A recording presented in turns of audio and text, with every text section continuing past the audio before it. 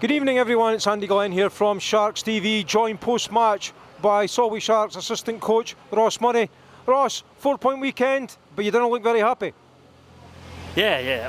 Obviously, the good thing is it's a 4-point weekend. It's what we aimed for. You know, it's. I think that's really the only positive to really talk about. I thought tonight's performance was well below standard. It was poor.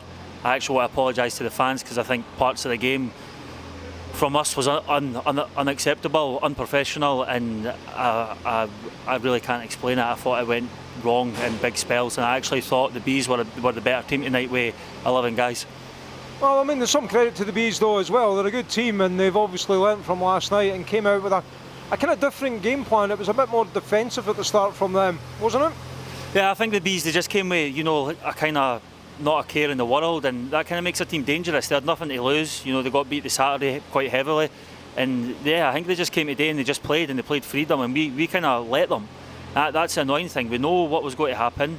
We had a plan and we didn't execute it at all. Some boys tonight were passengers, and I'm saying that so they know this. So some boys tonight were passengers, and the standard wasn't good enough. Well, it's interesting to hear, but there must have been some positives in the game. We iced a lot of youngsters, for example. I thought they played really well. Yeah, definitely. Bailey and young Owen, yeah, they played well. We tried to put them in in as many situations as we could, and we thought, you know, actually I thought they were two of the better players tonight. You know, they tried, they did everything they could, and that's all we ask of them is the boys do everything they can do. But some of them tonight just didn't look like it. They cared. Well, Nolan Gardner with 3 goals again. Well, the last one was something else. The hand-eye coordination of hockey players in general astounds me, but that was just. I mean, I'm kind of hoping he's going to be NIHL Player of the Week, and that goal is Goal of the Week. Yeah, definitely. You know, 8 goals over the weekend I think he's had. So yeah, it's good to see. He was kind of struggling to put the puck in the net. I think teams took notice of him.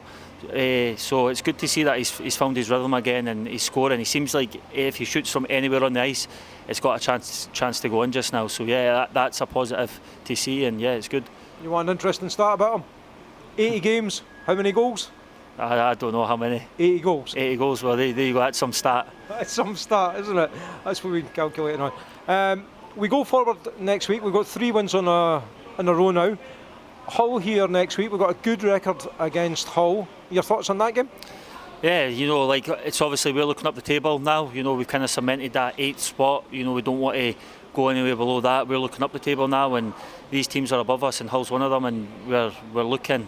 That's where we want to be. I think that's what's disappointing me tonight is we're looking at the teams above us, and we didn't show the Bees the respect. You know, we're aiming to be in that top half of the table, but if we have a performance like we did tonight, you know, we'll get up nothing out those games. So we need to be switched on, accept this weekend for what it was. It was 4 points, and start looking ahead and start really digging our heels in and start getting results. So what's the plans for this week to get the performance that you desire from your players?